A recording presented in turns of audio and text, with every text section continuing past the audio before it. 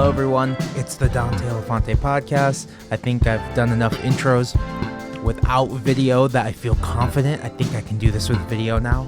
I think I'm nervous once again. I like the idea of just like not having to look directly into the camera, and as you can see there's like a massive glare from all these lights, but it's a dark and rainy day in Santa Barbara. Man, it's finally raining, and it's December 28th when I'm recording this, so it's finally fucking raining. It took a full year for us to get a little bit of rain, but you know what, I guess I'll take it. I'll take it, because we had some pretty decent rain. Like, I shouldn't be talking about fucking the weather on the podcast, but it's when you live in California, the weather and our potential situation of getting back into a drought. We had just gotten out of a drought, but now we might be back in a drought. Is it's always a topic of conversation. I think in any other state, it's probably really boring to talk about, but California, it's like, if we don't have water, we're gonna die out here. And no one's going to care, because everyone hates, if you go on TikTok or anything, like, everyone just hates California. Everyone hates Gavin Newsom. Everyone hates In-N-Out Burger. It's like, okay, we get it. But then again, we've had decades of hyping ourselves up, of being like, we're the best state. Fuck everyone else. We're the best state. And now everyone's leaving California. Will I leave California? I have absolutely no idea. I probably won't. I can't afford to leave right now. But there's a lot of great states, man. That's what I hate about that California supremacy. Here. There's a lot of great states, man. I love Idaho. I think Arizona has some great places. I've been to a few, not Tempe. Shout out to Tempe. Shout out to the 3 people who were at my show in Tempe last winter. But yeah, totally. There's a lot of great fucking states. Texas is amazing. I get why everyone's moving to Texas. I'm not like about Texas, but I get it. Like, it's awesome. And Chicago, Illinois. Chicago's the fucking best. And speaking of being the best, we have one of my favorites, Divino Nino. They're on the podcast. Divino Nino. You gotta really hit that Enya. Enya, whatever. I'm bad at Spanish, man. I do not know Spanish, like, at all. So, but yeah, this is a great episode. I had a great time talking to them. They were so fun.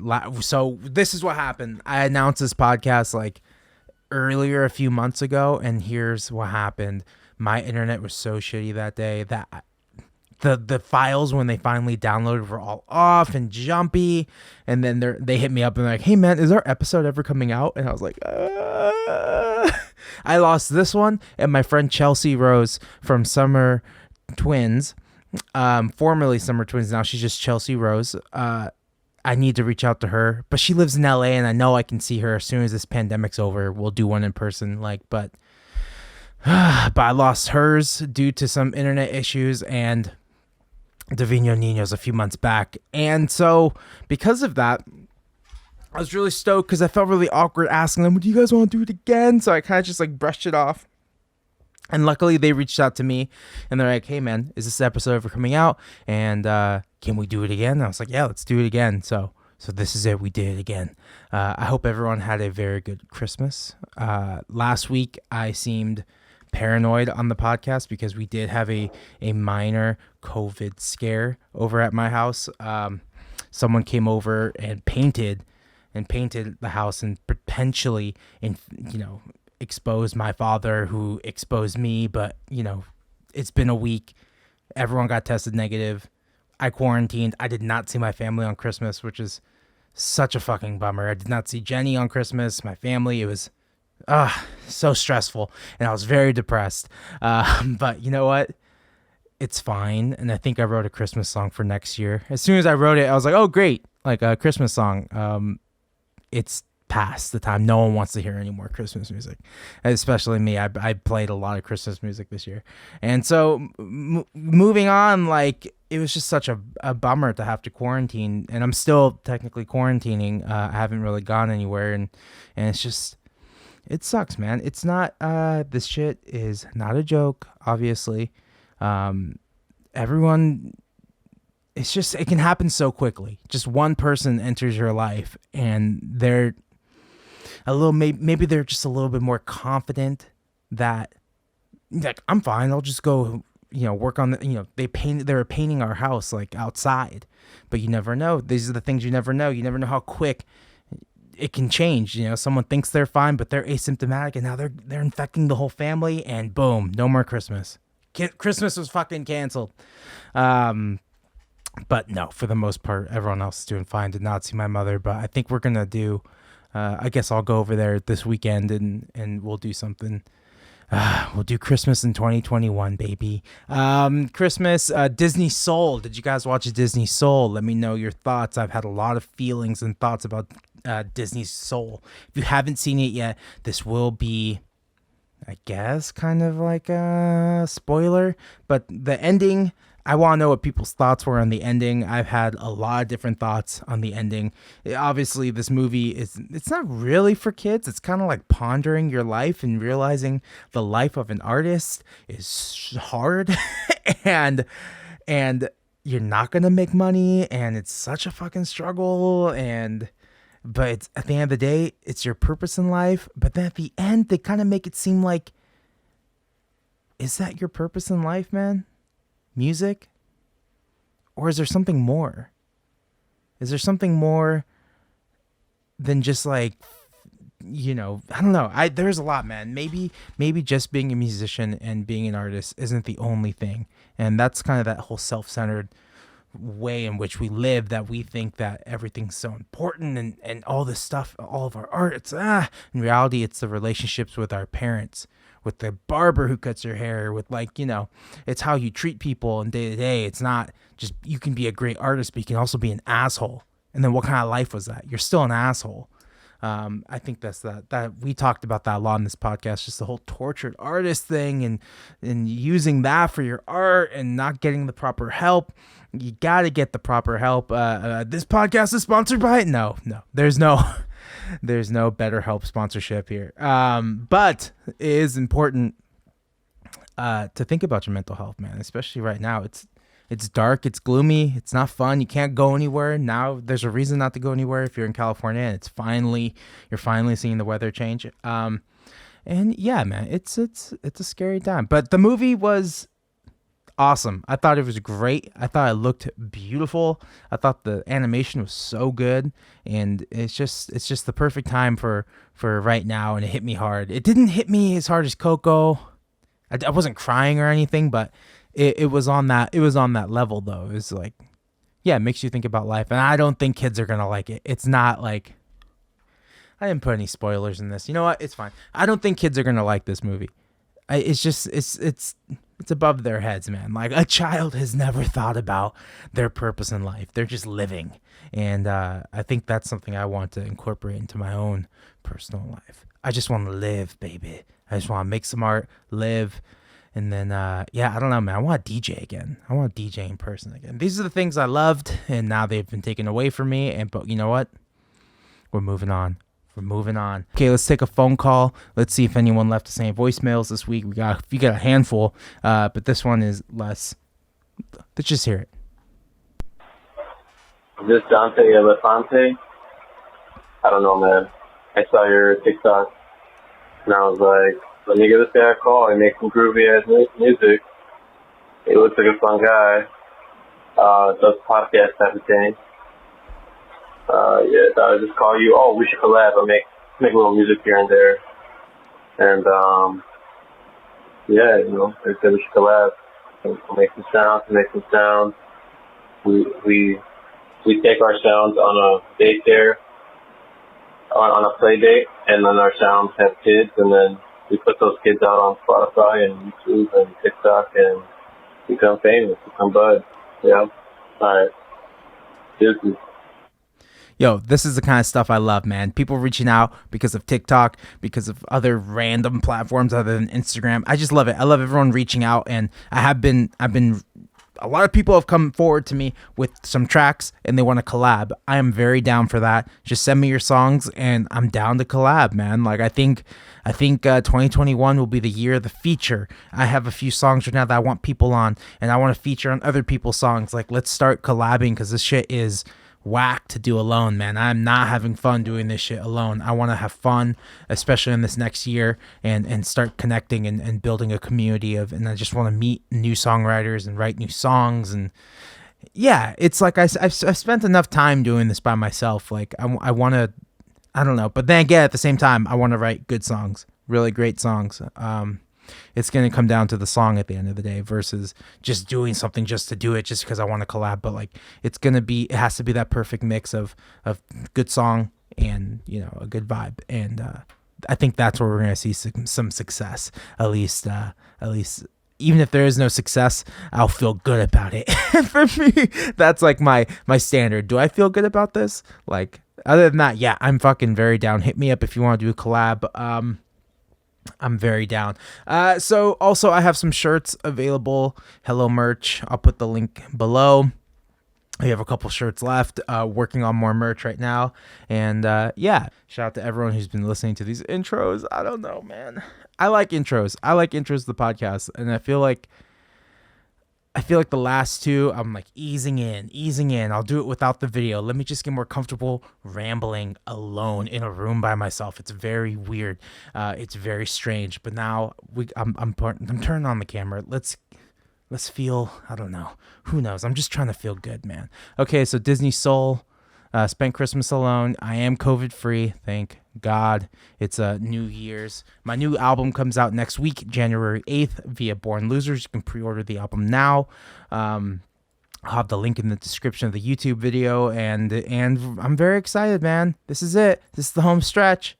Soon everyone will have this record, and yeah, I can't wait for you guys to listen to it. It's been a wild journey, man, and it's officially a 2020. It's one of the first 2021 records. I wonder what other albums are coming out next week, but my album's coming out next week, so that's very exciting. Produced by Paul Cherry, engineered and, you know, co-produced by me and engineered by Glossies, and it was like an all hands on project. I don't know who's going to be on the podcast next week.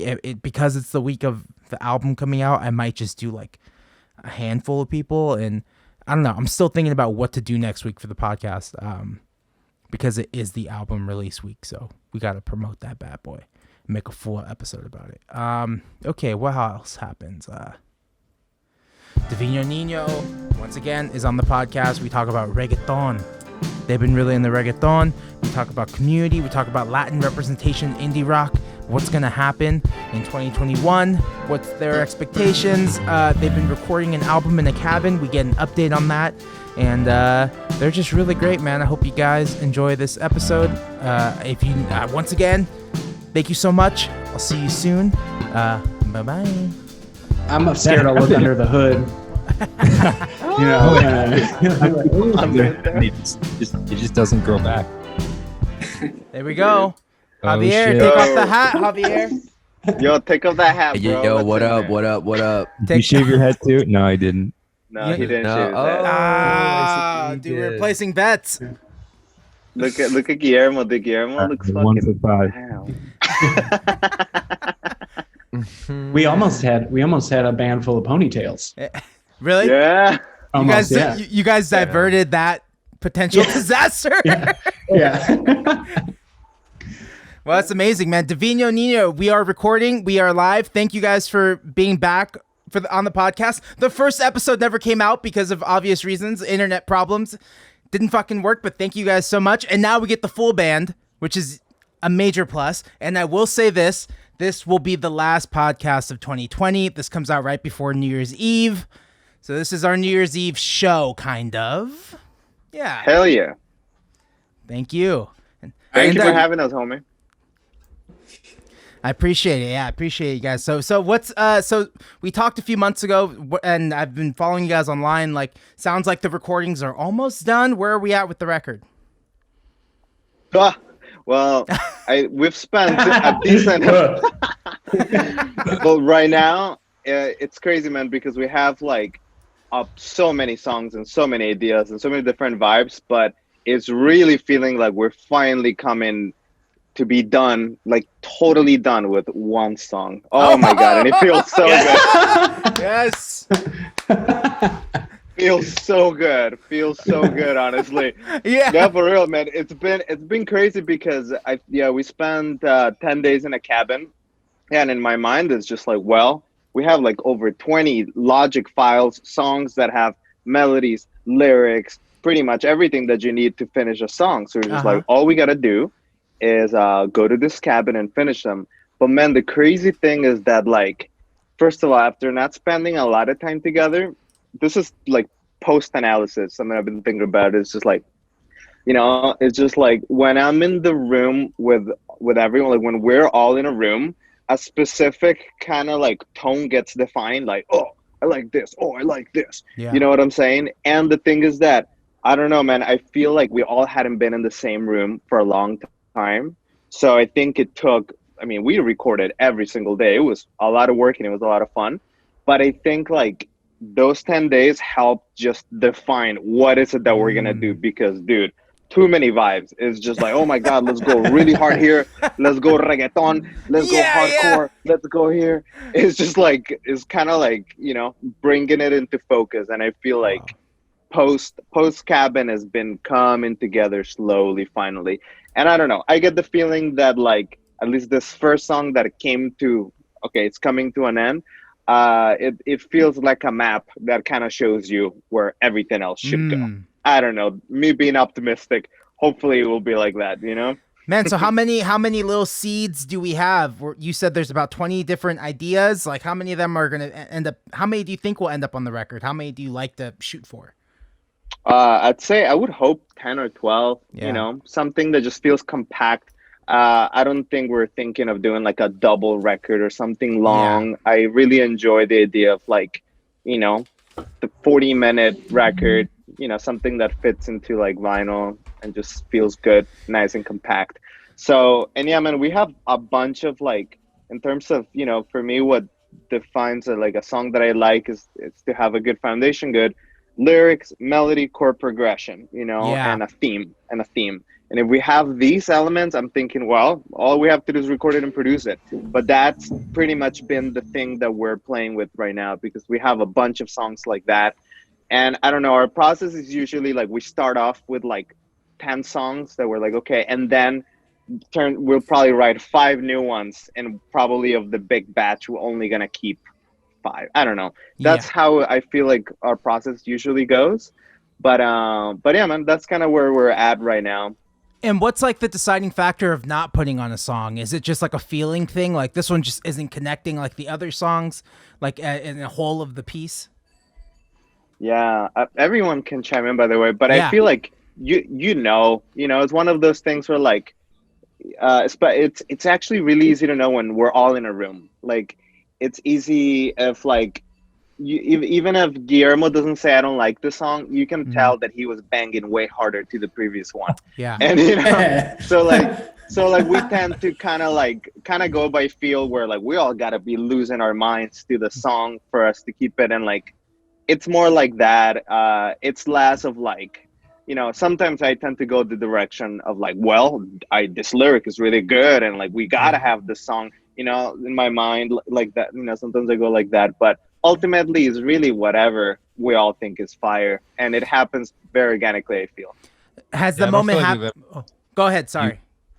Oh, sorry. Yeah, I don't feel like we've ever had like a strong dispute where someone was like, "This needs to be on there, or this shouldn't be on there." It kind of just happens naturally. How much repurposing of like lyrics or melodies or riffs from past songs also come into play? Does that happen a lot for you guys? Yeah, it happened on Foam a lot. I feel like that song Quiero, that's on Foam, was Mm-hmm. like, it was this one song that I was working on, and then I showed Javi like another song that was really experimental, but it had like a Spanish chorus, and Javi was like, dude, this song sucks, but that chorus is really sick and we should use it. So I'm Yeah. like, oh, all right. And we ended up kind of collaging it like that, and it worked out. So that does happen, because sometimes you fall in love with like pieces of a song, and if we fall in love with something, it's like, okay, we need to find a use for it, and it slowly falls into place. Yeah, and that Yeah. kind of goes And into go ahead, go. No, I was just gonna say that we have a lot of those like I mean, this is my personal opinion, out of those things that we're like, oh, I kind of like really love this. It's just like it's not a full song, but like this is like I love this vibe. And so like that's what we have a lot. And to me, like honestly, like that question is like crazy, man, because like I don't really know, man. I honestly, in my personal opinion, I have to explore the things that made me feel really good till till the end, till like, okay, I've tried everything on this and now this is how like I would think it would finish, and then step back and say, do I like this? And so that's kind of like what I've been struggling in, man. But it could be part of, being isolated from these guys, because I could get feedback easier, faster. And I feel so like, what do you call it? Nervous about sending a mix, because I feel like I feel like it's not done yet. It's not done yet, Whereas like if I was hanging out with you guys, it'd be like, this is what I have yet. Press the space bar, and it's like, yo, let it roll. Oh, actually, I have an idea for that. Really, you do? All right, let's plug you in. Ah, sick. Yeah. And so I don't have that feedback. So it's more like, like, I don't know if I should show this yet. Yeah. So being in the room together adds like a completely different element, because that's definitely what I've noticed from people during this they're doing this podcast in the pandemic, is that like no one feels energized. We're all feeling like shit. What's going on? And so there is a added element. Yeah, like, dude. Yeah, getting in the same room and together. And then we did that like 12 hours a day, 10 days in a row. Yeah. It's like, press the space bar. And it was sick, right? It was sick. Yeah. It was amazing. Like a creative explosion. It was almost too much. Yeah. Like after we got back, I was like totally fried, because For real. done that in like, Yeah. and then it was just like this burst of energy that came out. And I don't know, I think it's going to change the way, the shape of, which is good. Like, I don't know, I think it's a good thing to change the creative process, and to not just, and in this case it was forced, which is fine, like, but it changed. Dude, our schedule was so weird at that cabin. It was like, so we literally, I don't know if these guys have talked to you about this, but like, Break it down. Yeah, I want to hear. dude, we fucking drank every night. We probably, I don't know, we just like we try to stop. We were just like, Night one was like the okay, here's how it's gonna roll. We're gonna wake up at 11. We're gonna drink coffee. We're gonna, it's like we set this like, and then from there, yeah. I don't know, Javi, you should run down the stage. dude. I think we're Well, finding out why basically- you guys have one song done. Yo, so check this out. Like our schedule was like once we got into the groove, quote unquote, it was Yeah, like, yeah. all right, I wake up at 2 p.m. I like literally have my first beer at 4. So like it's only been like a couple hours and you already have your first beer. And then like we work until like 6 in the morning. Yeah. And And dude, do by the that same thing time, Straight through. Yeah. by that time, 6 a.m., dude, the way the room looks is just like having the computer pressing, record, one homie singing and everyone else laying down on the floor like dead, Yes. dude. Everyone trying to be there, but it's just like, yeah, dude. It was like I thought we were gonna be chilling a lot, man. Like, oh, let's watch Dude. movies. Yeah, yeah. It was just recording, Dude, like, yeah, it was also nothing else to do because it was cold outside and it was snowing. So we went up north to escape the pandemic, and it was just like we just got cold weather and like winter weather like earlier. Basically, that's what happened. How'd you find this Yeah. cabin? Just Airbnb or Oh, yeah. Just I would basically hit up. Well, we wanted to go pretty far north because it's cheaper, and then I would just hit up places and ask the really shady question of like, are there any neighbors close? yeah. Is anyone around that would mind loud noise? And this place was great because it was on like 20 acres of its own property. Wow. And like there's no one around, so it was perfect. Oh, that's awesome. amazing. I love it. And what'd you guys do for There was what'd you guys do for cooking and eating? we had like one meal. You know, we would each kind of make our own breakfast. You know, little toast, little cereal, and fruit in the morning, and then just one 2 main p.m. meal. Yeah. You know, yeah, which is like, you know, we did, you know, the frozen pizza thing a couple times, but like, yeah, we try to cook most of the We time. cooked a lot, yeah. Yeah. It was probably the longest I've gone without ordering takeout. Yeah. And a Yeah. long, like, we didn't order takeout one time the whole time we were there. Well, we were in bumfuck Wisconsin. Yeah. Yeah, that's what I was thinking. I feel like I feel like the ritual of eating would also bring you guys even closer together, cooking, like taking, okay guys, maybe we should just take a break and make some dinner, and then that becomes a bonding experience as well. Yes. It's kind of like we were all like firefighters, like all living in the station together and you know, cooking the meals together. Exactly, dude. I had a dream last night that we were doing it again. We were back on tour, and we had all just woken up, and it was time to find breakfast. And it was like, I love it. Yeah. That's sick, dude. Oh yeah. Speaking of touring, as you guys say, you're optimists. Do you think we're gonna tour next year? What's the timeline? I think the timeline's like end of summer, October-ish. Do you think that's gonna happen? I'd love a hot prediction. I think it's likely if everyone does their fucking job. Yeah. Wears masks until then and stays inside and enough people vaccinate. I think so. I'm pretty optimistic about it, at least in big cities. Yeah. I think you'll probably have places in like, you know, smaller towns where you go to play. We play a lot in Texas. Texas is great. I'm hoping that, you know, Texans vaccinate and Well, you know what I was wondering? Like, I wonder if our venues and festivals gonna have people like show proof that they've been vaccinated before they can show up. I think you're gonna get a. Sorry, I think Ticketmaster is doing something like that where you have Really? to show proof of yeah.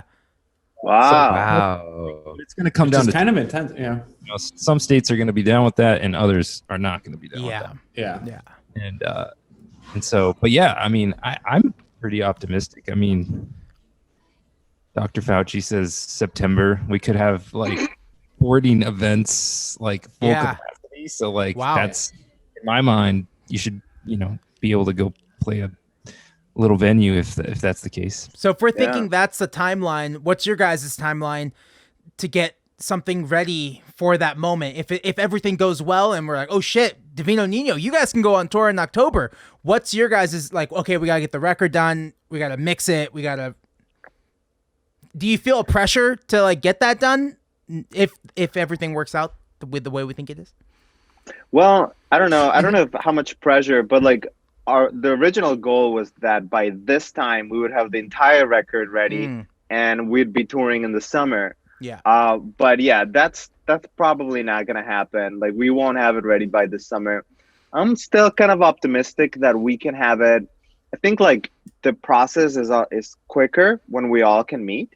So I think that if by beginning of next year, spring, we can get the ball rolling, you know, I think we can have something ready to drop by like late next year or the following year. But at the very least, I'm hopeful that we can release at least a music video and a song next year. Yeah. But I really hope we can do the whole record. Definitely, we just gotta meet.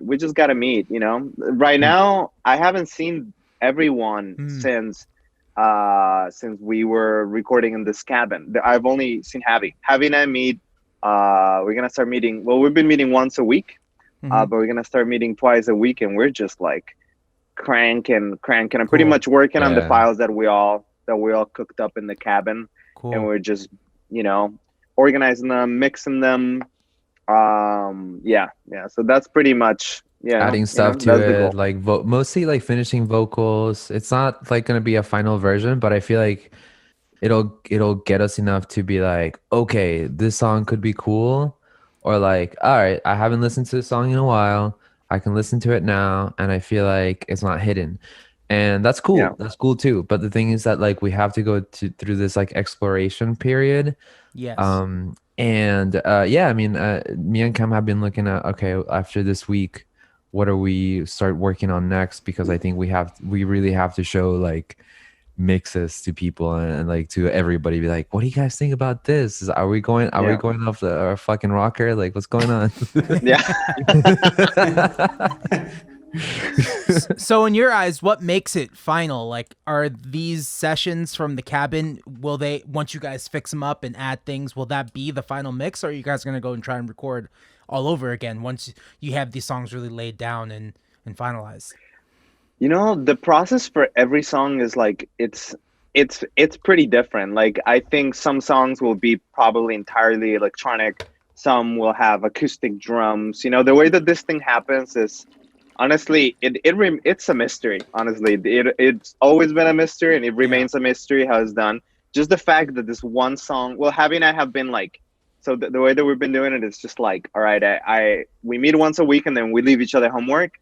And then we spend the whole week being like, all right, dude, you got to record vocals for that and get the groove for the bass and drum sounding hot.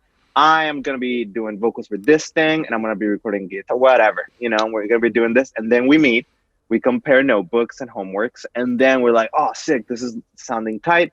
And then, so I think like the way that, you know, just to answer your question, the way that we know is when we like, you know, you listen to something so many times, like you listen that you either get exhausted of it and be like, dude, all right, this is not hitting. Okay, let's switch it up. Or you can't believe it. You're like, oh my God, this is sounding sick.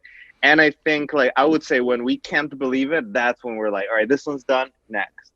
And so far, I feel like I can't believe the potential of a lot of songs. You know, when I hear all these songs, I'm like, oh my God, oh, that's sick. But oh my God, he needs real drums. Oh, you know, I get semi-excited by a lot of ideas, but I think right now I'm feeling, you know, personally feeling that about one right now that we've been bouncing back and forth, like, oh my God, okay, this sounds like absolutely sick, and then we can move forward, which is, I don't know, maybe like kind of like it'll take us long to have that standard, but you know, I don't know how other people do it. Like that's the only way that feels right. Well, especially during COVID. But like, I think, you know, the two songs that we've been working on to finish, I think Pierce has contributed with like a lot of like electronic, like what do you call it? Drums. So like it hasn't been like, okay, like I think it would be sick to try to like get them live, but the way that they sound now, to me, they sound really great. They just needed mixing. And so like I think those two could be pretty cool, but I think there's others that would benefit a lot from like these live drums. And we did some live drums in the cabin, which was like, despite the equipment that we had, I think they sounded great. And you know, we might redo those when we could like actually get together. But like, you know, I think I'm gonna try my hardest to like get those like organized so that like they sound really good, at least to show an idea. We probably need to get into at the end of the day, like, you know, like if you get like a decent sound or not, like if you capture the essence of the song and it sounds great and you're just like doing this thing, and then I think it works. We kind of avoid studios. I feel like. Not as a rule, but just as it just seems to happen. Like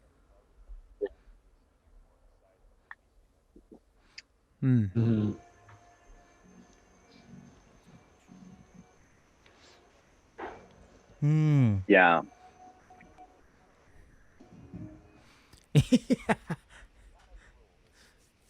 It just happens that way, yeah.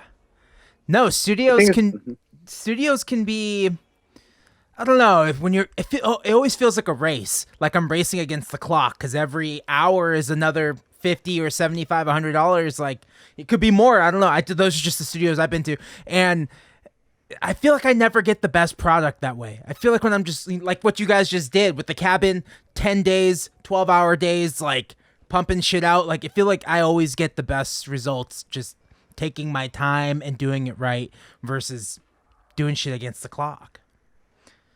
That's why I'm... Yeah. And I don't know, maybe for some people that works, you know, working under pressure, that can work. But I think the chemistry that we have established, because we've been working already for a couple of years, we've established a way of working that it feels like, you know, we've already gone through the process of like, all right, we have these 5 songs. All right, Pierce, drum day, Yeah. 5 songs on drums this day, Yeah. and that just doesn't work for us because we can treat the drums. We cannot treat the vocals how we treat the drums, because for the vocals it's just like, oh my god, all right, man, I gotta do this vocal take for 3 days straight by myself. I feel like everything needs to be treated with care. For at least Yeah. for so it comes out in a No, way that we I feel really like it like was a it, because collective- it just doesn't. I don't know. We where it haven't came- learned, I guess, how to really do like, all right, everyone ready. Like, doesn't really work like that for us. Yeah. Yeah, totally. So who had this idea of getting this cabin? And have you guys done anything like this before, or is it just because of COVID?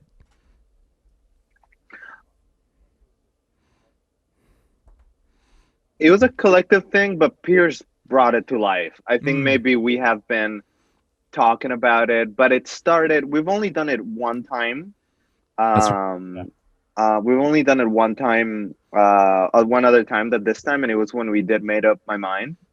It was right when the pandemic was starting, and it was in Wisconsin. And honestly, it was like an experiment. It just sounded kind of fun. Mm-hmm. And I think we did it because South by South got canceled.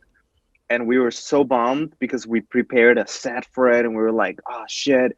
And we're like, man, I ain't gonna like just get like, let's not all get bummy about it. Let's do something fun. We have the time to do it. So like, and it was kind of fun, man, because we brought all the live equipment. So PA, mic stands, ready to play a show kind of thing, and the recording equipment. So I think that made it pretty fun, man, because we were like, as soon as we were getting a little stale recording, everyone looking at a screen, and with the one person recording, we would jump on the live set and just play, try covers out, and man, it was so much fun. That's why, yeah, we were doing a Mana cover, dude. It was sick. Yeah. So we were like, yeah, dude. yeah. I love it. So that, 4 a.m, jamming super hard, nobody gave a 4 shit. a.m. playing Loved it. and out loud Love as that. fuck, dude. Yeah, it was amazing. Dude, honestly, if I could have that scenario at all times where I could just like blast, like, dude, like even sub. Me and Cam have been working on this track that has like a lot of sub, and like we went low on it, and like I think we worked on like on this track for like I don't know till like maybe 3 a.m, until like his like GF was like, hey guys, can we like turn it down? Dude, it was Dude, obnoxious. but it was like obnoxious. 4 a.m, and Yes. We So were, it's- yeah, dude. Dude, So yeah, if I that's could have that's that old school shit, making the the subs in your car just going rattling and shit. dude. Dude, That's that's a- kind of the main inspiration, man, because I live in a Puerto Rican, mostly Puerto Rican neighborhood. Mhm. And dude, like pretty much like, and I live right by a main street, and man, like you hear those subs all the time. And it sounds, you can't really hear the song, but you hear the subs and they sound so badass. And honestly, we have been kind of like tuning into that vibe. Like we know the subs are hitting right when it sounds like my neighborhood kind of vibe. It's like, Totally. yeah, that's sick. Yeah, I grew up with that too. My dad always had like a massive sound system in his car. And for anything other than hip hop, it would sound fucking awful. But with hip hop and rap, it was just like, I wanted to throw up And like half the time. Yeah. And reggaeton, it sounds sick for reggaeton, Yeah. dude. Mhm. Yeah. El perreo. Dude, That's the Yeah, kind of shit that perreo we've shit. been getting into. I remember when reggaeton hit the United States really big. I'm trying to think, like 2004, 2005-ish. Yeah. Yeah, crazy. That was a great time riding around in my dad's car. And then we would just Oh, cruise. Yeah, up and down fuck. the main drag of Santa Barbara. That was like such a big thing growing up, was cruising. Oh, that's Yeah. a California. That's a very love- much yeah. I love that shit. Yeah. It's I like that California has this, and I think it influences the records, but it's like people make records there, or at least they used to, Yeah. and still. But it's like they make records with the car in mind. And Yeah. So you gotta drive. You're gonna be in a car for a while, dude. Yeah, dude. Yeah. Yes. like vibe, car Saturday- music, fuck it. Car music, Saturday, bumping it. That was my childhood. Hell man. yeah. I love that Loving shit. that shit. I love that dude. you guys are That's what's tapping up. are tapping into that. Yeah. Oh yeah. Yeah, Yeah. Hub's gotten crazy good at like producing sub bass, and like not even like bass, but like sub bass. Yeah, like Yeah. what were some of the differences between producing bass to sub bass? What would you say? Crazy, dude. I mean, it's different, man. I don't know. Yeah. It's hitting. Yeah. I mean, depends on like what you can hear, right? Because like, at least for me, from a perspective of like mixing, it has been like, okay, well, like I'm mixing bass and the bass doesn't hit as low as the sub. So like, Hmm. just like an electric guitar, an electric bass guitar, like it hits a certain frequency, and if you get like a 5-string bass, you can get even lower. Mm-hmm. So you can kind of like almost reproduce like the sub frequencies, but you don't get like down to like maybe like the 20, the 25 hertz, like. Yeah. And but it's still, like the old R&B records would reproduce this kind of vibe, because and they would have, that's where they would have like a 5-string bassist that would like do this kind of like low frequencies, and that's why it sounded so sick. Yeah. So like now this new thing is just like, all right, well, like I honestly, maybe I don't have speakers that are big that can reproduce like these like low fucking frequencies, and even if you're a mixer, you're just like, you might not have like fucking big speakers to reproduce this shit, or maybe you don't have like a sub setup. And and if your music starts becoming more electronic, or you want to play it at the club, like you start realizing that like, yo, this shit, once they play it on the PA, like it doesn't sound good. It's not hitting that frequency that other mixes are, Yeah.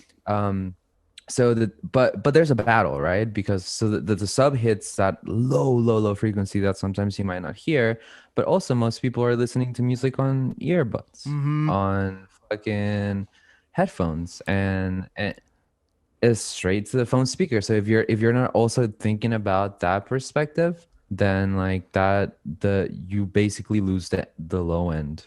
There's nothing there. So you have to also account for like the frequencies that the little speakers can hear. So I think there's a different perspective, but I don't know. Yesterday a couple of us tuned into our friend Paul Cherry play a show live. Yeah, I was watching that too.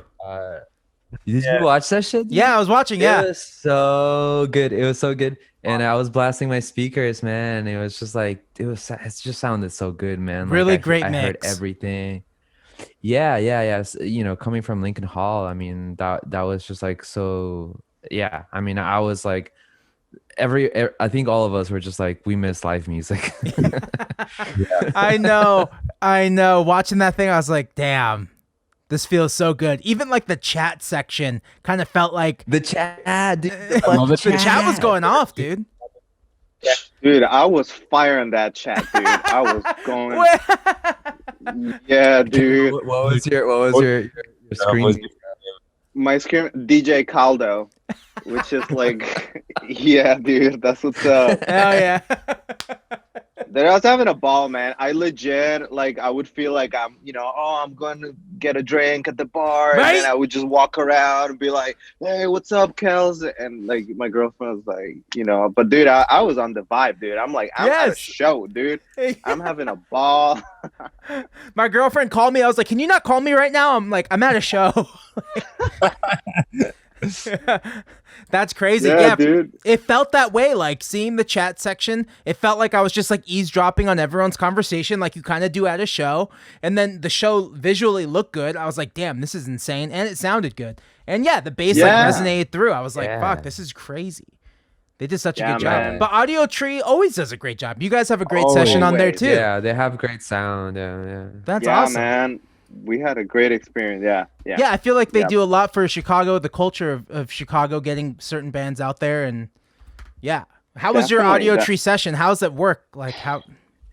It was amazing, man. Honestly, like I think we were like, I was like a little bit nervous because, man, like it's a lot of cameras in there. Well, a lot as in like, I don't know, 2 or 3, and like there's this countdown that they do, and like I think we had done like live. We had done on these one or two other ones like video, live sessions, but that one felt really legit.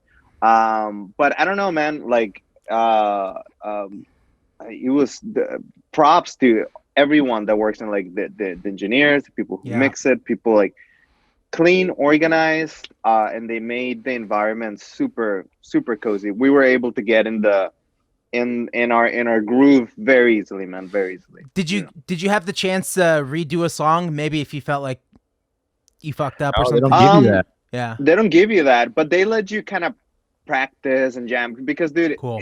Imagine, dude, everyone setting microphones and shit, so everyonene's kind of, You you're got some adjusting your time, yeah. headphones, and you're like, oh, let me hear that. So you have time. They let you have the time to like fuck around, which honestly, like, I don't know. I feel like that's good. If they would have let us do, honestly, like, all right, did you feel okay with that? Would you want to change anything? Too many options, it's better to just like let us just roll it, like, Yeah. who cares?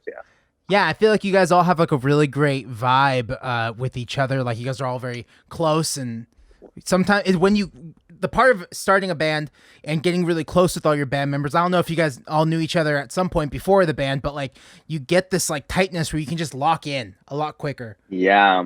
And then you Yeah, notice man. if you have somebody filling in at a show, it takes it takes a little bit more maneuvering. Definitely, man. Definitely. Like, I remember there was a point where like it was just Javier, Guillermo, and I, and we didn't like we didn't want to do the Craigslist like we're looking for a drummer thing. Mhm. So it was just the three of us playing without a drummer, and I was like looping drums, and it was just like, man, I don't want to have like any just people try. Like, it just felt weird. Yeah. So it was just the three of us, and we were playing shows like that. And it's not like I love looping drums. It was like, man, this is the only way that we can play and do the thing that we want to do. And then Pierce, like, he was just like, "Yo, man, this is sick." And then boom, there you go. And then That's awesome. JB came in, the whole thing, yeah. But yeah, we've never been like, I don't know. I think it might work for some bands, but Yeah. for us, it's just like you're pretty much establishing a tone live. You're establishing a vibe. And I feel like that's especially live, and it comes through live, and it comes through in a recording. If you're having fun and shit like that. What are these little emojis? Yeah. What are we doing with these emojis? I like that. Yeah. How do you do that? I I guess only I get haven't two even. options. I haven't fucked around with Zoom enough where I don't know. Homie's fucking It's around. called with the Zoom. reactions, and you only get two reactions: Oh, clap shit. or a thumbs up. Oh, Yo, I love it. I love it. Sick. That's so cool. So another idea I was thinking about when you guys were just talking about like recreating these songs live. What's that process like of how are you guys gonna take like Made Up My Mind has a lot going on in it. How are you guys gonna bring that to the stage when it's time? Yeah, man. Like, we already got ourselves into this situation with Foam because when we did Foam, we didn't have JV with us. Like, he recorded on a couple songs for Foam, but he wasn't part of the band at the time. So we just pretty much recorded what sounded good. But then when he came to play them live, he's like, whoa, yeah, we kind of did a bunch of synth here, man, and we need an extra hand. So I think that right now, honestly, man, we are, to me, it's kind of, we've been fucking around live on our tour with Crumb. We loaded JV's keyboard. We have this little keyboard that's a sampler as well. So, you can play it as a keyboard or a key, a keynote can play like a crazy sound or like a chord. So you can sample anything. You could trigger and sample it. Yeah. Yeah. And Pierce has that on his drum pad as well. Cool. I saw this band this one time, like a couple years ago, huge band at the Chicago Theater. I'm not going to say the name of the band, Okay. but I just remember that they sounded exactly like the record, but like everything, every sound, every like production sound that you hear would come through, and man, it was super boring. But something, so, as a get-go, I'm not really into sounding exactly like the record, but the fun thing about filling this keyboard with all these sampler sounds that were in the record is that live you can abuse them. So if like in the record you do bing, when we play it live, you'll do like bing, bing, bing, bing, bing, bing, Yeah. You know what I'm saying? So like, which is kind of cool, man. Like it's so what we're, the way that we're probably thinking about it is just like, each keyboard might have like 3 synths and a drum, you know what I'm saying? Yeah. And then just have fun with it, you know, like we're not really trying to sound like a record, but give people an experience that is, so I guess more of like an electronic, you know, like if you go and see Dead Mouse, you know, he's not playing, you know, he's like triggering things. We're just giving people an experience with sound at the end of the day. You know, I think we have become less interested to like, everyone check it out, we're doing it live, and more like, you want to experience sound waves, we'll give them to you in an organic way, you know? Yeah, so this playing with tracks is something I don't understand either. Like, and every time I've seen a band where I'm like, whoa, they sound just like the record, someone's just like, yeah, they're playing the tracks. It's like their song is playing and they're just kind of there up there too. And for me, I don't know, that just never felt right to me. I mean, I think all that stuff, like, you know, you worry about making the song and making the song the best song that you can, and then it gives you something to shoot for, to play live or shoot past, or be like, you know, this is the same vibe as the song, but it doesn't sound like it, but it's the same spirit. Yeah, exactly. Or like no limits. I mean, sometimes it's good to parse back too. It's like, no, fuck, we can't do that the way it sounds on the record, and that's fine, and it's a different thing, and it's gonna be. We'll change it up. We'll get the energy out there, but it's just going to be different. It's like people pay for the record, and then they pay to see you live. I feel like they should be different. Yeah. I mean, I remember, man, one of like the first early concerts, I went and saw the Strokes, and I remember like the first like, and I've had this since then, but it was like, man, they played great. They sounded great. They sounded just like the record. I feel a little empty. Like, I played the songs exactly how they sounded. There were no interlude. It was just literally like they took, you know, is this it? And then they went into like, you know, some other, you know, they went into a Someday, and then, you know, and it was like there was nothing else. There was no extra anything, and it was a weird feeling. I remember it was like the first time I felt that, and I don't like that feeling.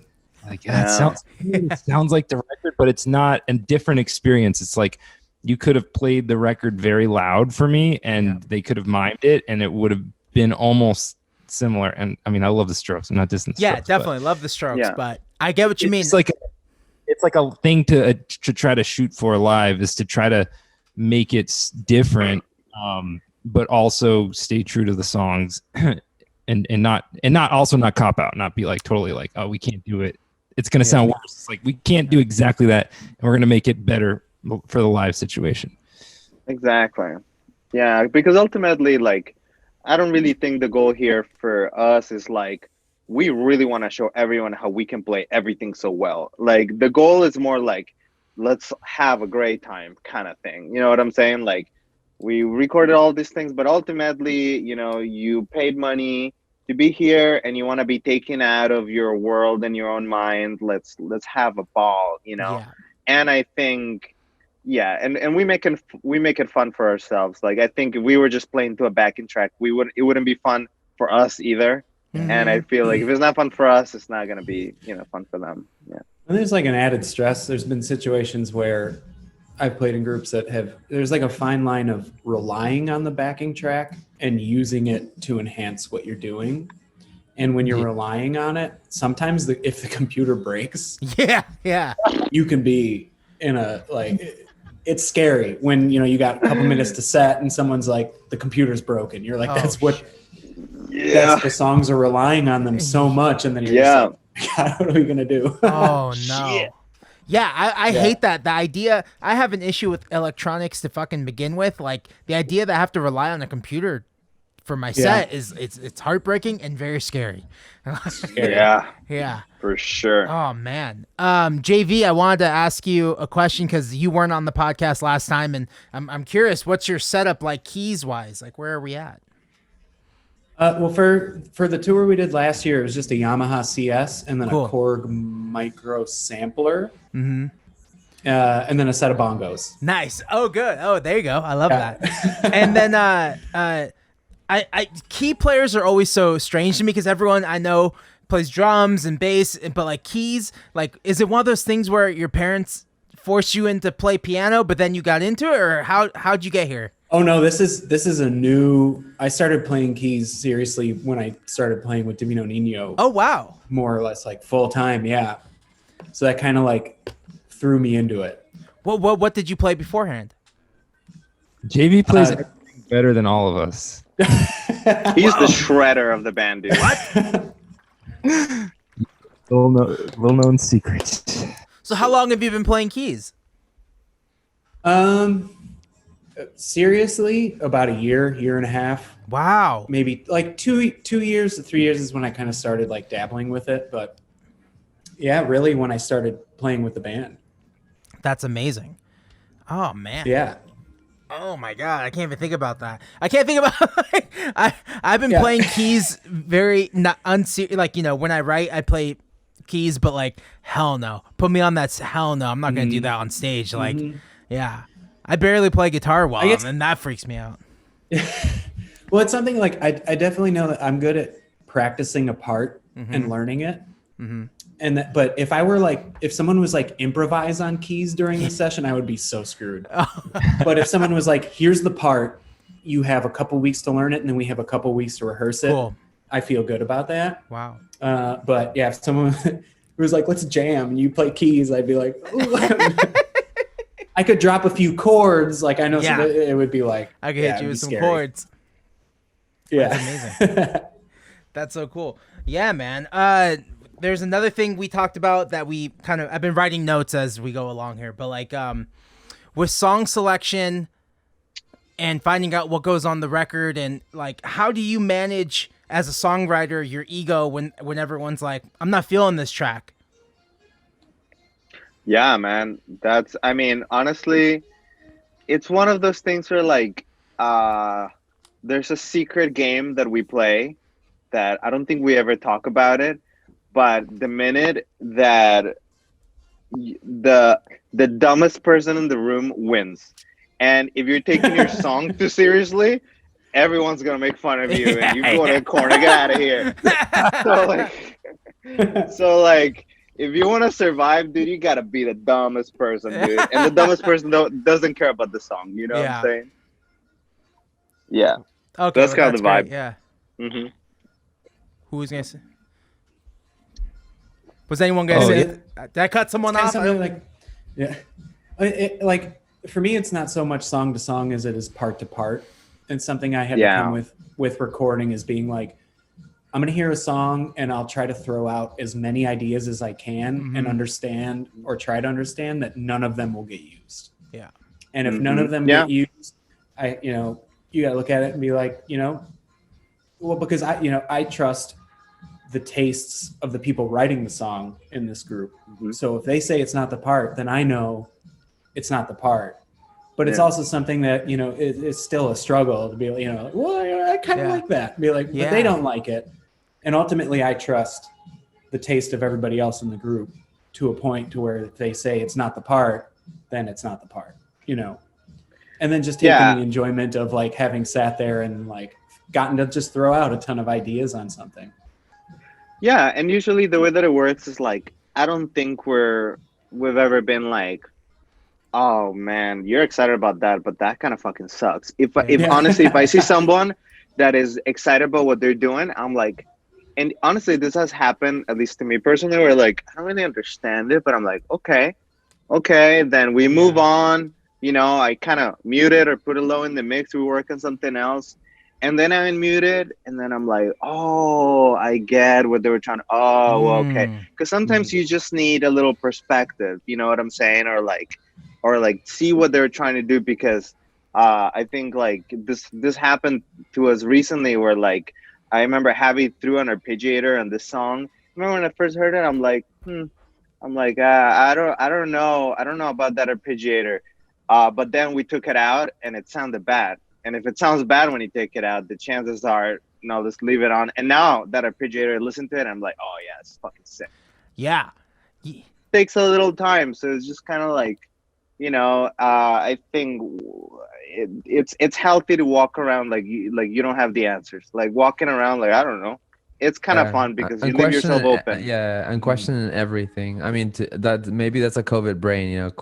I'm just COVID like brain, stuck I'm stuck in this room and I'm just like thinking about all the possibilities, and maybe I'm gonna drive myself insane. But like honestly, like dude, honestly, you have like think about it in this scenario, right? You have like 50 tracks on, you know, that you have to mix or sort, you know, after you go. We went to a cabin, we got crazy, we took some LSD, everything has been fun at up to then, and then you get a project file where you have 50 tracks. Yeah. And then you're just like, all right, well, I got like maybe like 5 vocals here, and then I have like 6 vocals overdubbed here, Yeah. and then Oh, I have 5 bass drums, and then, Yeah. you know, That's what we're dealing with, Yeah. honestly. and so Dude, things these get a little massive crazy. like these massive like 7 GB files. You're like, what the fuck? Like, Bro, it got so it got a little. It got So- out of hand for sure, dude. So okay, so how do you go from that craziness to like, how do I make sense of this? It's like, all right, well, mute everything and start unmuting things. So, you know, I know this is the typical shit that people go through, but no, like, but there's lots of people who don't know. So yeah, when you're staring at 50 tracks, where do you start? bro, so the approach that I've been going through lately has been like, okay, let me just get kick, drum, and snare sounding really good, and then vocals, right? Right. If I like the song, if it's a song that's like a songwriting song, and then you know, there's like vocals, let me just like get the kick and the snare and the vocal sounding good, like at a level that they sound tight, and then let me start unmuting things, and then from that point on, if something that you add on to it is not working, then you question it, and then you just get rid of it, you know, like if it doesn't work, just it doesn't work. I think that process, to come back to your question earlier, really helps with the live performance, because then you can Totally. say like, if we only have drums and a vocal, we can do the song. Or if we Yeah. only have this and this, Yeah. the song is still good if you Right. take things away. Yeah. So that'll help us. Like if Javi feels that the drums and vocals feel great on a song, Javi, like if there were none of us except Javi and Pierce live, they could do the song and it would still bang. You know? Yeah, totally. Yeah, I think having the idea of like how we're gonna translate this live helps edit a lot, and I think you know, something I constantly tell myself while I'm tracking is like, remind myself less is more, because of course you're gonna want to drop 50 tracks, but at the end of the day, less is always gonna be, you know, it's Yes. gonna sound busy with like a couple tracks on there. Right. Yes. And it's a medium of filtering, because like you also don't want to like limit the creative process, right? It's like the worst thing when somebody goes like, all right, man, you can only have 3 tracks here. So like, no, man, like I feel like throwing like whatever here, and I feel like throwing, and I hear this now, and like at the moment, like you just gotta go, you gotta paint, you know, like you're painting, and it's like Yeah. putting limits on like if you're feeling creative about something and excited about something, and be like, no, you can't do that, because we have to keep it to a limit. And it's like, nah, man, like we'll do that later. We'll do that when we drink a cup of coffee in the morning at 9 a.m. Yeah. or in our case, it was 2 p.m. Well, that's what was fun. We were painting at that cabin, but it was fun because it was like we were all taking buckets of paint and just throwing them at the canvas at the same time, and it was like, Yeah. See what felt works. very good. That's amazing. You erase some of it later, but for now, let's just like Go crazy. Totally. Totally. So when it comes to tracking, are you guys tracking just like a clean signal, or are you guys printing these effects onto the files, or do you do the mostly- effects afterwards? Mostly clean signal when it comes to, I guess, vocals, drums, and I guess, you know, with a synthesizer, if the synthesizer, you know, it has like, you know, chords on it, we'll leave it. But we tend to keep everything as clean as possible. Obviously, if an electric guitar is gonna have like a crazy distorted sound, like that can only come from the amp, then we'll do it like that. But yeah, I guess it's nice to have the control. Although recently we've been, Javi and I have been recording with the autotune on, like already printing with the autotune, only because like I don't know, like it feels good to sing with it, and like I don't know, we were having troubles adding the autotune later. I don't know. Yeah. I guess it was more like a technical thing, and like also it's kind of cool to commit, to be like, all right, here we Yeah, go, yeah, Yeah. yeah. And to add on top of that, I feel like the autotune, people see it as like, okay, you don't know how to sing, let's put it on, right? Yeah. And that's not the case. The autotune could be explored as an effect.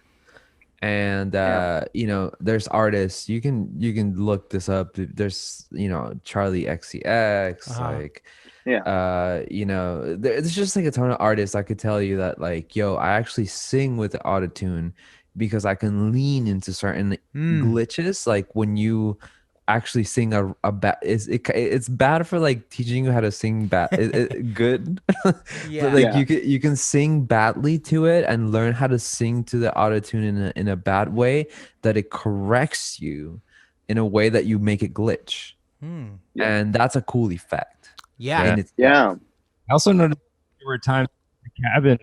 Oh, sorry, where like someone would it was like an idea foster, like someone, they might not be able to hit this note or have this melody, but it would kind of like shift their perspective of like, if I could, okay, I got to hit that melody when I do it, when I actually record it, but like that's what I'm going for. songwriting. Kind Yeah. of away this like, I mean, I'm not a singer, but I noticed like it takes away this self-confidence thing of like, if you go behind the microphone and you can't sing that note, you're never going to try it. But the thing is that you could sing that note if you practiced it. And so I noticed a lot of times when someone would get behind the mic and we would do this, it was like, okay, it was guiding them as like, okay, that's the note you got to hit.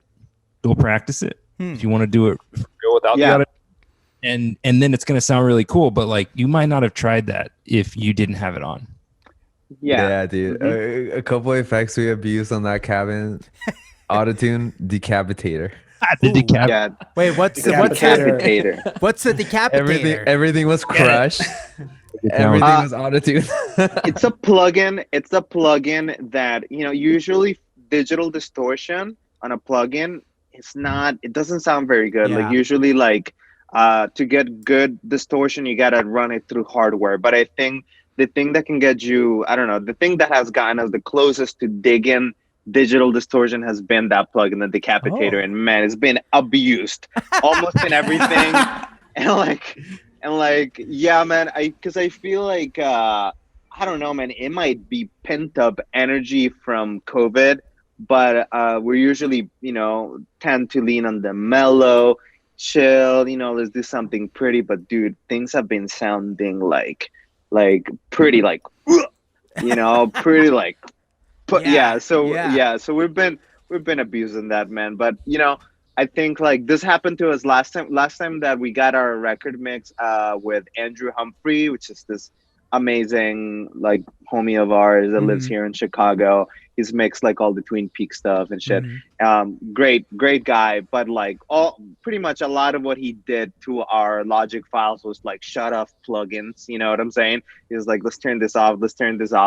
He might, when we get this mix, that might happen, but at least it definitely helps us get the feel for the song, like getting all these plugins and shit like that for sure. Yeah. Oh, that's awesome. Yeah, I think there is a negative connotation or a vibe or a stigma around autotune, but I used it. Yeah. This was the first record. Well, I used it on some tracks. I mainly used it because Paul Cherry used it, when we were recording vocals together. I saw him do it. I was like, oh, I've never done that before, man. He's like, he's like, there's just little moments. It's not, you can sing, but there's just here and here and here. It's like, I was like, all right. Yeah, dude. It just makes it makes it sound better. Like if you don't know how to sing, then it's like good. Well, I think Paul said he pitches his voice up an octave. I believe that when too. He's writing vocal parts to not have the self-consciousness of like trying to write a vocal part. So he'll pitch it up so he can sit there and kind of just kind of get the notes. Yeah. Get the notes. Yeah. Wow. I mean, I think all this stuff is just like, these are tools to express your creativity. And it's just like how you use it. You got to learn how to use it. It's not like, press the magic button so that we can sell it. It doesn't really work. It's No. true, but that's what people It gives think. you If freedom. you've never used the plugin or anything, you just think, oh, it's auto tune, it's T-Pain, it's making him sound good. Like, but that's Right. even that's a different effect. That's not. I Yeah. don't know. But even that, I Yeah. feel like it's gonna keep on happening because it already happened for Yeah. like Pink Floyd. Everyone's like, Totally. "Oh, you're just all those effects." It's like, all right, there are the effects. Go use them. Go do it. Yeah. You go do it. Yeah.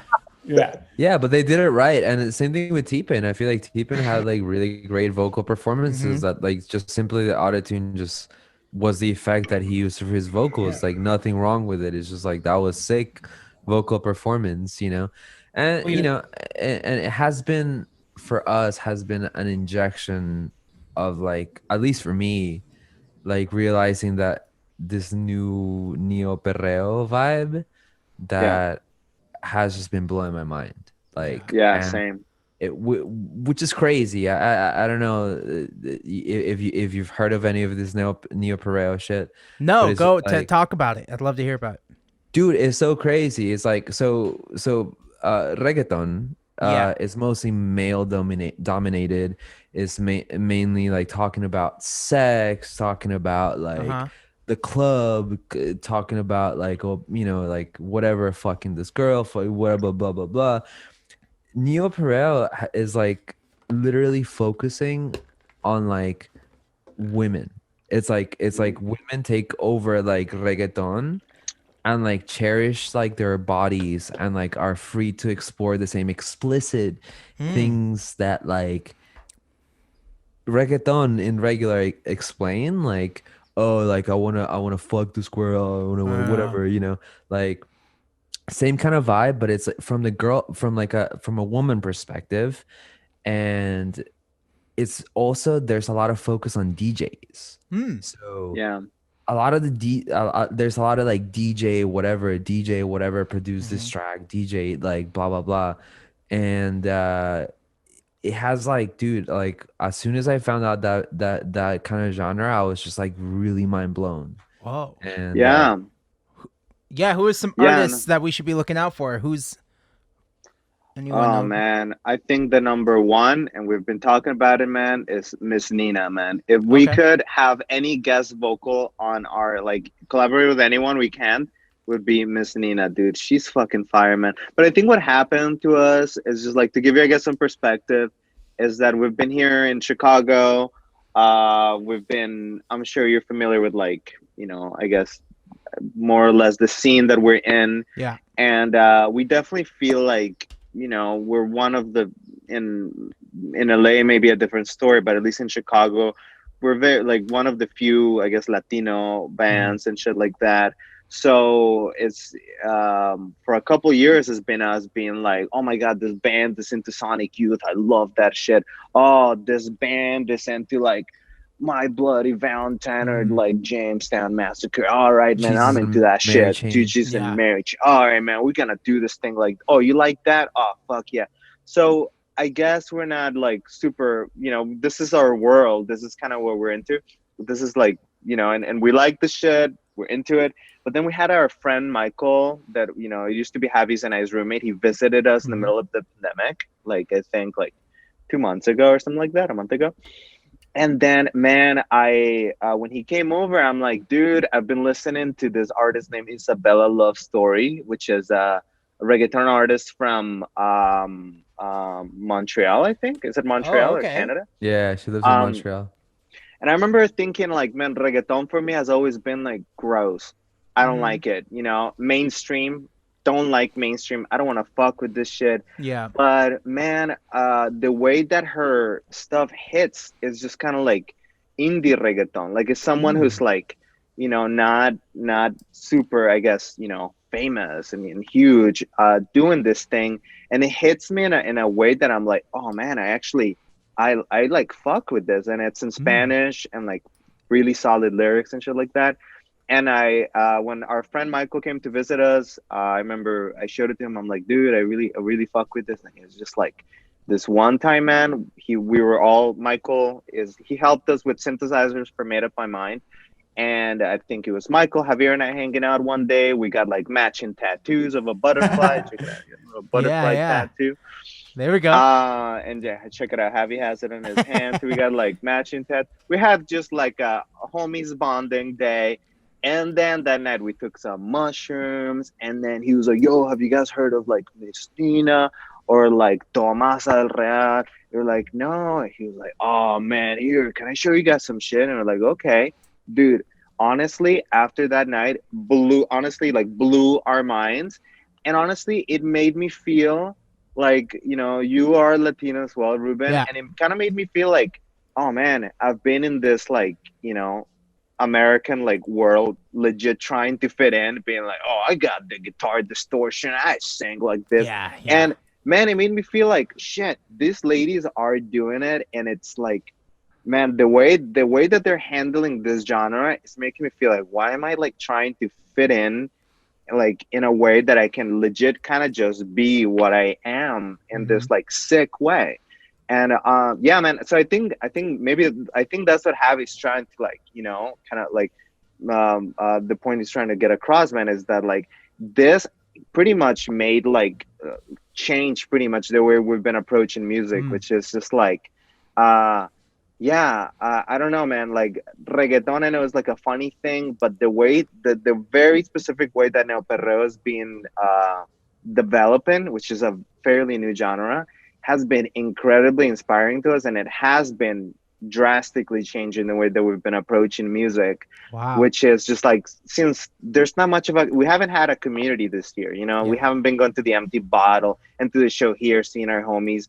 So like this is like we've had to look inspiration elsewhere, and I think this is where this has come in. And dude, definitely these is like Javi said, mainly like female dominated genre, and dude, like incredibly inspiring. Like everyone, especially if you're Latino, I think there's something that we should be aware of. And yeah, dude, we're definitely jumping on that train for sure, man. No doubt about it, man. Yeah, dude. Yeah, I love gonna it, have man. some shit like that. Yeah, man. I think there is something to that. Like you said, we all kind of lost a bit of our community, so you turn to your community, the Latin community. And, exactly. and that's beautiful, man. Even if you can find it online and you can feel a connection of like, oh, these are my roots. Like, I would love to dip into this. Like, that's awesome, man. Yeah, that's definitely. I seriously felt, man. It's like, wait, Yeah. why am I trying to be like, I don't know, like legit, like. No insult to I have so many white homies, but it's like, why am I trying to be like a white boy? Like, why am I? Okay. Why am I trying to be like that? Like, yeah. No. But having said that, this year, one of the best like virtual shows that I've been to has been ran by Apple Live TV, which is AG Cook and their whole like Appleville, like PC music shit. That was a fucking wild live So show. sick. I think, I don't know, it's just weird because like I feel like like before we used to go to shows to seek inspiration, and now since there's not shows, you got to find it other places. Yeah. And I feel like, I don't know, I definitely feel like I've been finding it in weirder corners of the internet. No shit. Yeah, you have to become an internet troll or like an internet like scavenger, dude. That's the way that I mean, if I was going to be inspired by live music in Chicago, I'm not going to go to the United Center. I'm not going to go see a show. I'm going to go to like the weird venue. I'm going to go to like Cold or the Empty Bottle. And it's like, that's just kind of manifested itself in now the internet. And, you're not going to stop being inspired. It's not like it just ends and you're like, oh, I can't go to shows. I guess I'm going to shut down. Like, go and find it elsewhere if you're hungry. And so I feel like that's, like Javi was saying, like peace, like I've gotten so into PC music and I didn't even know what the hell that was. And it existed before lockdown. And now I'm like obsessed with it. And I'm trying to figure, in the same way that when I would go and see a band and I try to figure out how they're making that sound. Now I feel like I'm doing that, but with, more electronic stuff or weirder stuff that I didn't focus on. It was there. I just didn't focus on it. Yeah. Yeah, I think representation is so important. Like, to get back to what you were saying, I think I battled with that myself. Like, it took a while for me to just be like, you know what? I am Mexican. I am Chicano, whatever you want to say. But like, it wasn't until I started touring, I realized how important it was when people would come to the shows, like in Texas, and they're just like, you look like I'm light skinned, but like, you look like me. And I don't see me a lot. And I'm like, oh, and it kind of clicked like maybe 2 years ago. Okay, maybe I should put that in my bio. Like maybe I should like represent it because nobody else is. Like it's hard. We're few and far between. There's lots of great bands, but it feels like even in California, we're kind of spread out. Like, yeah, it's awesome. I think you guys, when people start talking about Latinx bands and Latina bands, like you guys are always one of the bands people bring up. And then, you guys are doing something important, very important. That's more than just having fun and playing music. Like you guys, there is a bit of a responsibility around that too. Like, representing, your culture and yeah. Do you guys feel a pressure to I feel like we all have to take that on at some point. It comes pretty honestly, I think, to us. I don't know, Cam, right? I mean, we're just like, honestly, pressure, honestly, zero pressure. But like what you're saying, Ruben, when we toured, is definitely, it was the first time where this happened many times when people would be like, man, like seeing like you guys singing in Spanish is like inspiring me to be like, this is cool. I can do this too. And I think I was, privileged, the fact that I was raised at a home where like, dude, my parents like loved me, and anything I would do, they're like, good job. So like, honestly, I feel like I saw Tom DeLonge playing electric guitar and singing from Blink-182. I'm like, oh, I can do it. Honestly, I didn't have that, but I think that's important. I think people need it, dude. It's slowly been getting, I've been getting the understanding how important it is for representation. Like representation is incredibly important.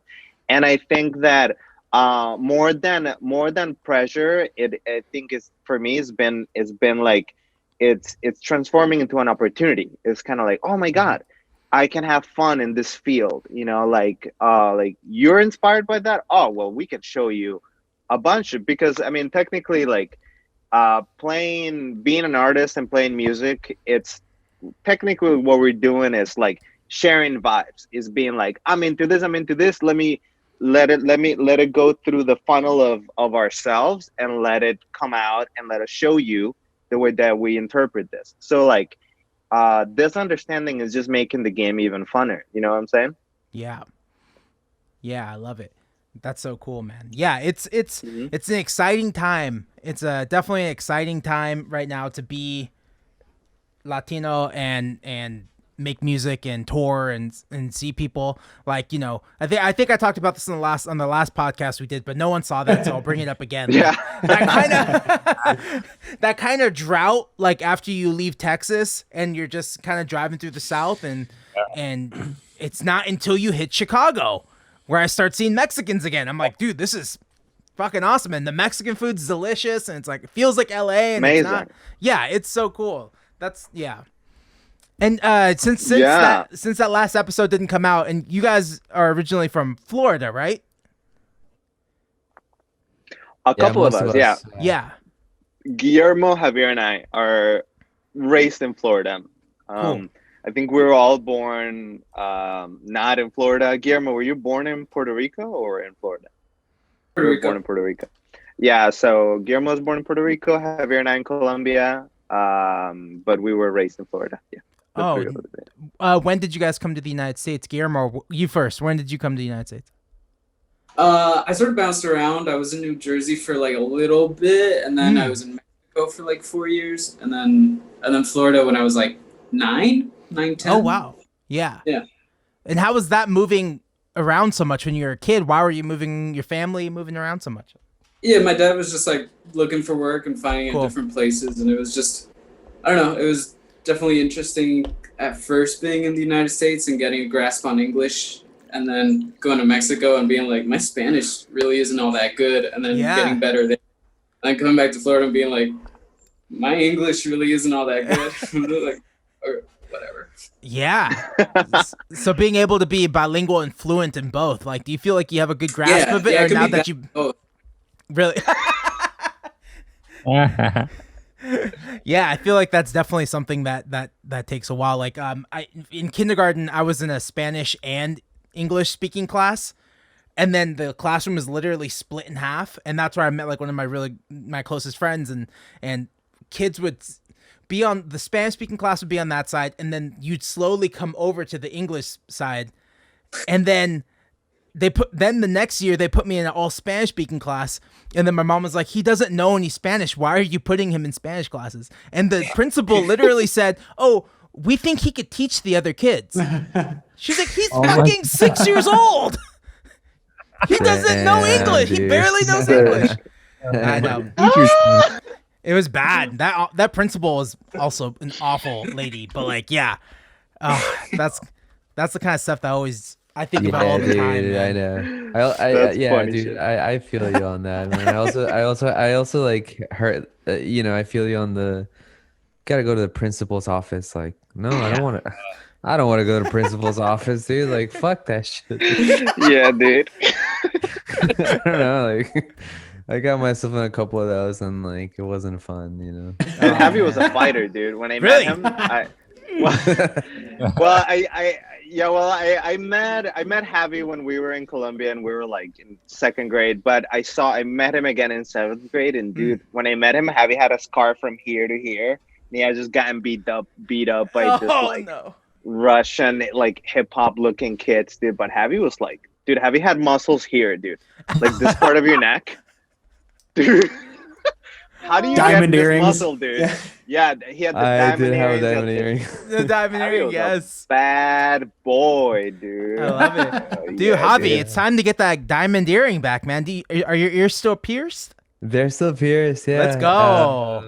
Well, just, he has a hole, but it doesn't fully. Oh. An earring won't go through it fully, we but need to you pierce can it see again. it a little bit. Yeah, we'll Yeah. pierce it. We'll pierce it for him. I'm telling you, man. We'll pierce it. It's been it's been a while, but I feel you, man. I understand the what you're talking about. Yeah. Yeah, I feel like that was just like, I don't know. That was like the last time I got in a fight was in junior high. I feel like that's the time to do it. In elementary school and junior yeah. high, you just get in fights. Yeah, you gotta get that out of the way. Ruben, did you ever punch someone with like this side of your fist like that? Yeah, all the time. Holy shit. Damn, dude. Well, because your first I instinct never is to have. like hit with that part. Like, I don't know, as a kid, for some reason, that's like your first instinct, like to hit him right here. But yeah, I definitely threw a few punches. Honestly, for me, I was too much of a wuss. Like, I always hit with this. I did the. Okay. They're like, I want to kind of hurt you, but I don't want you to hurt me too bad. Yeah, You know what I'm saying? yeah. Man, yeah, I didn't even grow up. I did not grow up. Santa Barbara is a very safe city, but for some reason, we all got in fights with each other. Like, my best friend would Damn. meet up early before school and have like a fight every day before school because we were bored. Shit. Like, Holy it's shit. not even this is a beautiful, safe city, but like for some reason, yeah, kids are bored, man. Bad boys. I know, Cool, man. man. I'm glad I found music though, because Yeah. that kind of stopped like Dude, all of that shit. Like, Yeah, dude. How Yeah. how are things in Cali? Are you guys like still playing shows? no, nothing's Oh. happening. Like all of our sports teams have moved because you can't do shit. Really? Yeah, the governor. Shit. People hate the governor here. People are really mad at him. Caught like drinking wine like Yeah. in a closed restaurant, and then was like, yeah, you guys can't go anywhere, but I'm gonna chill here and sip my wine in Napa. Yeah, and then he Oh, lied. yeah. He lied and said that he was eating outside, and then the photo came out, and he was in a restaurant. Hot. That There's- shit's hilarious. Yeah, people do not like that guy anymore. People liked him for like the first month because it seemed like he was really looking out for us, but then yeah, he's lost all trust. Man, that guy should be in a bubble. Dude, he's I like was- You can't do that. What the fuck? he's like Nancy Pelosi's like son-in-law or something like that. There's like some weird nepotism there. Like He looks like he could be a villain in a movie. yeah, he's like a handsome dude. Like I think that's why people like him because he's like young Not and like handsome. the bad handsome thing going on. You know? I never once had to think about the governor. The last time I thought about the governor was like when I don't Arnold wanna think Schwarzenegger. about governors anymore. I'm so Yeah. tired. Well, We didn't have to before, honestly. I Yeah. don't think we not Probably should. like, We should. The last governor I had to think about was Arnold Schwarzenegger. yeah. I swear to God, like my family. I remember we were all talking about that California. when that happened. California, man, insanity. Now governors are affecting us directly. Like before, Yeah. it was hard to see how they were affecting us, but now you know their name, you know what they look like, and You you know, know yep. the decisions they're making. Yeah. Yeah. I didn't That's realize it, how that's much what's power happening. they actually had. Oh yeah. Mhm. I thought my Yep. mayor maybe would have had a little bit more power, but like our mayor has to listen to exactly what he says. Like, Yeah. oh my God. Yeah, dude. Principal. The principal. I don't know. The states that I know are really popping. Like, you guys could theoretically go play a show in Texas like tomorrow if you wanted to, right? Like, Texas is pretty Really? open. What? I don't know. Texas. Notice with the comedy circuit. Well, there's comedy show. Yeah, I think there are outdoor comedy. Wow. Yeah. But like, God, that's I don't know. I feel the same way about like going out to eat, where it's like, yeah, I guess there was a time where you could, but like, do I really want to No. go out to eat? Like, Yeah. have someone with like a mask on? Like, I don't know, that just Yeah, it's just difficult. You're putting people. risky, and yeah, I don't know. Yeah. Yeah. Playing a show, I feel like it's the same thing. Like, I feel like we've had opportunities to play like socially distant shows, and I don't know. I think for me personally, I think I'd get more sad than joy out of it. And also, like, we're so close. Like, this time next year, we're probably going to be playing shows how we used to. It's like, Yeah. just hold off. Just That's wait. what I've been telling to Just a people little too. bit, Like, yeah. there's Yeah. a fucking light at the end Yeah. of the tunnel. We're almost there. Just like Yeah. hold off for as long as you can. I don't know. It's getting real tough though. Stab you a Yes. couple times, go back to normal. Yeah. Exactly. We're so close. Well, hell yeah, we've been going for an hour and 20 minutes. I just wanted to say thanks for being on. No one's internet dude. dropped out, so this episode will come out. And I have another question. Oh no, I don't. I was gonna ask like New Year's resolutions. do it. Let's go. New Year's resolutions. Anyone who wants to go New first? Does Year's anyone have one? resolutions. Yeah. This episode will New come out Year's on the 29th. resolutions. 29. On the 29th. Interesting. Oof, I don't know, man.